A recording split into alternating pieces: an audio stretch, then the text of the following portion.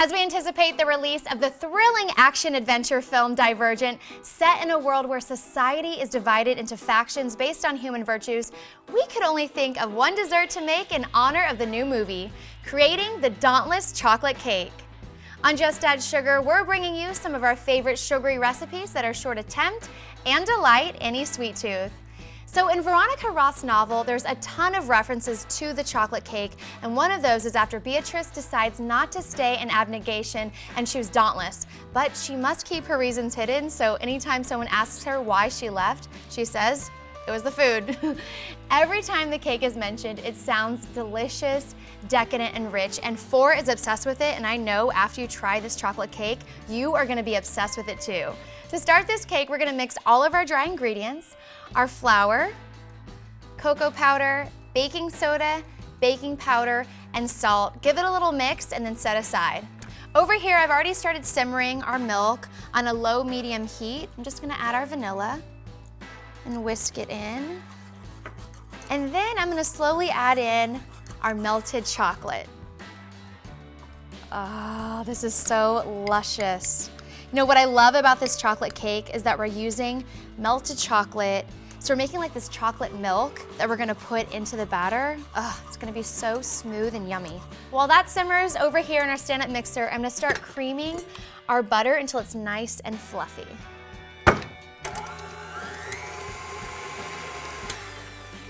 Now that our butter is nice and creamy, I'm going to add in our sugar. Now I'm gonna add in our eggs one at a time and keep mixing. Next, we're gonna alternate adding our flour mixture and our chocolate milk.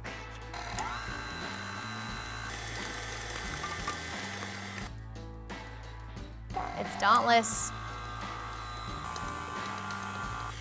Goodness, look how delicious this batter is. You know, this is why it's so important to sift your dry ingredients beforehand, because then you get just yummy batter like that. All right, so now we're gonna pour our batter into 9-inch round cake pans, and because this is a triple threat cake, we're gonna do 3 layers.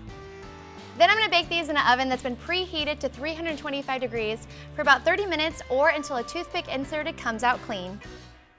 While our cakes are baking, we're gonna make a really delicious chocolate buttercream.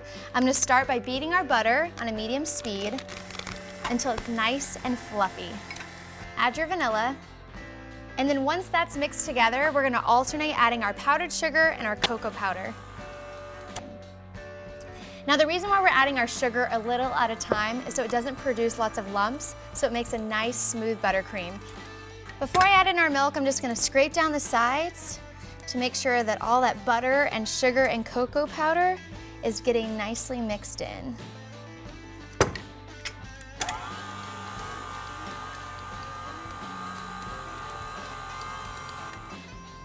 And then the key to a really great frosting is to whip it for about 5 minutes until it's light and fluffy.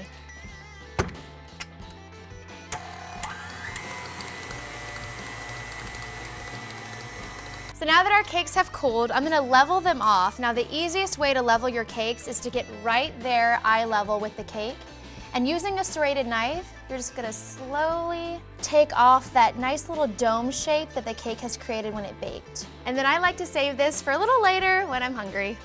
I think you should too. Shake off those crumbs, looks good.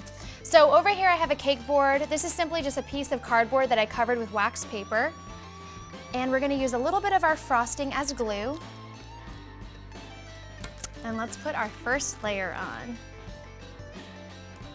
Oh yeah, that looks good. And then we're gonna have frosting on top of the first layer, and that's what I love about layered cakes is when you slice into the cake, you get frosting in every single layer. And it really helps if you buy one of these turntables. You can get them at a craft store. Then you're not fiddling with trying to move the cake while you're frosting it. You can just let this do the work for you. More frosting. Now for the top layer, I flip it upside down so you get that nice smooth bottom from when it baked and put it right on top.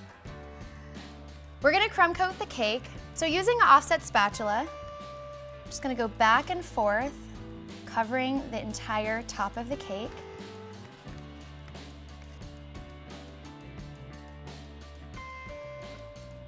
Great, so now that we have a base of frosting on our cake, I'm gonna put this into the refrigerator for about 30 minutes or the freezer for 15 minutes till the frosting sets.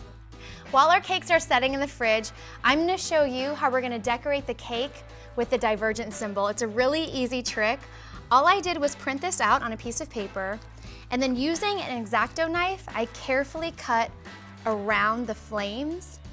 And now, I'm just gonna trace around the medallion so that I have the Divergent flames for the cake. Now that our crumb coat has set, I'm gonna put the remaining amount of frosting right on top of the cake and smooth it down the sides to finish frosting it. Let all that excess spill over the sides, but this time we want a nice, even coat covering all of the cake. And then to get the frosting around the edges to make it nice and smooth, a little technique that Chef Duff Goldman taught me was to use your offset spatula, clean it off, and then pretend like you're coming in like an airplane, and you're just going to ever so slightly push it down and turn.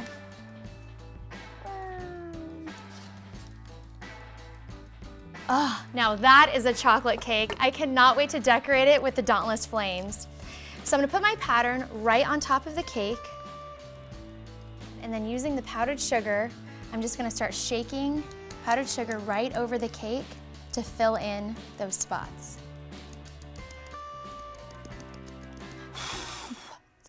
All right, now it's time for the grand reveal. Oh my God, this cake is stunning. Take a look at those Dauntless flames. I just know that this cake would make Beatrice proud.